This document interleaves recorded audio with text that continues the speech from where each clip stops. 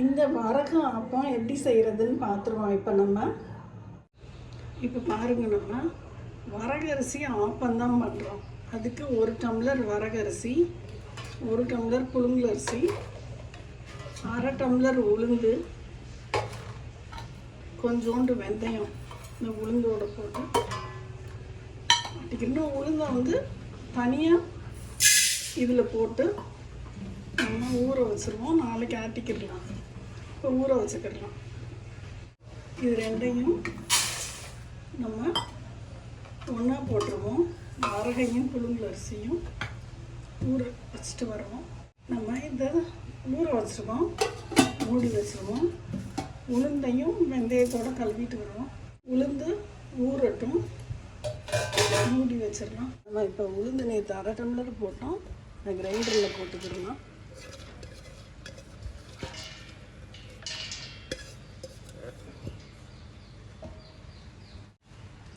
இப்போ 1/2 tumbler உளுந்துக்கு 1 tumbler தண்ணி கொஞ்சம் போட்டு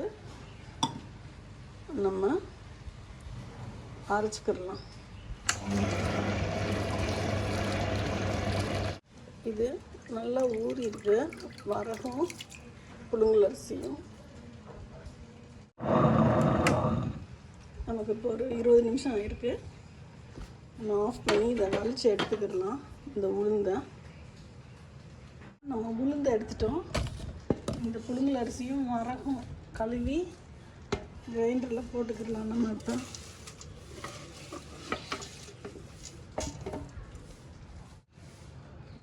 இந்த அளவு உப்பு போட்டுக்கிறேன். இது 1 டம்ளர் தண்ணி, இது 1/2 டம்ளர் தண்ணி. ஏன்னா மொத்தம் 2 டம்ளர் தண்ணி ஊற்றிருக்கோம். எவ்வளவு வரகும் அந்தளவு தண்ணி, எவ்வளவு அரிசியும் அந்தளவு தண்ணி, எவ்வளோ உளுந்தோ அந்தளவு தண்ணி. இப்போ நமக்கு நைஸாக அரைச்சிருச்சு. நம்ம இப்போ இதில் உளுந்தை போட்டுக்கிடலாம். இந்த உளுந்தை இதில் போட்டு ஒரு சுற்றிக்கணும்.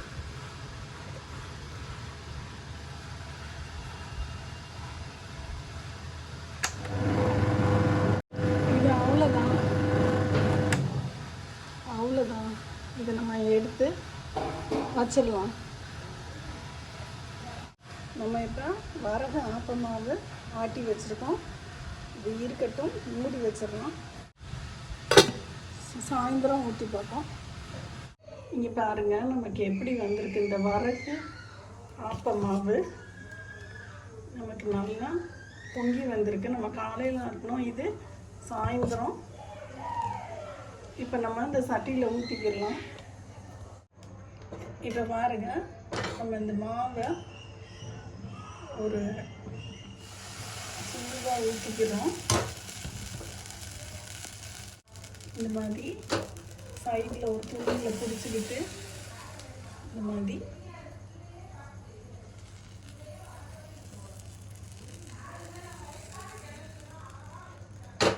சுற்றி விட்டுருங்க.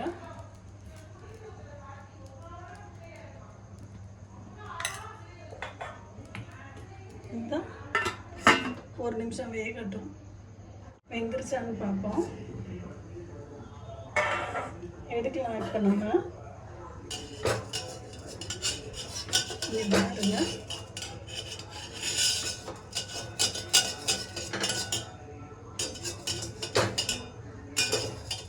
நமக்கு அதுவே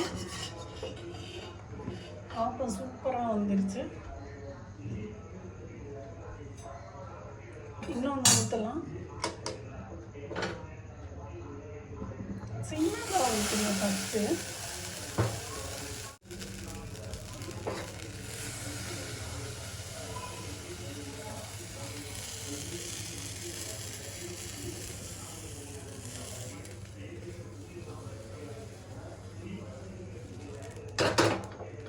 நான் ஓரளவு சின்னதாக தான் ஊற்றிருக்கேன்.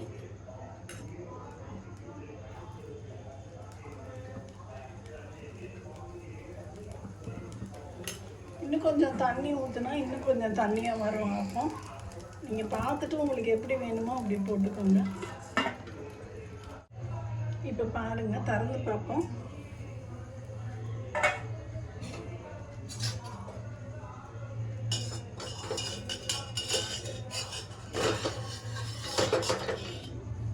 பாருங்க, செம்ம சாஃப்ட், அப்படி பஞ்சு போல் இருக்குது.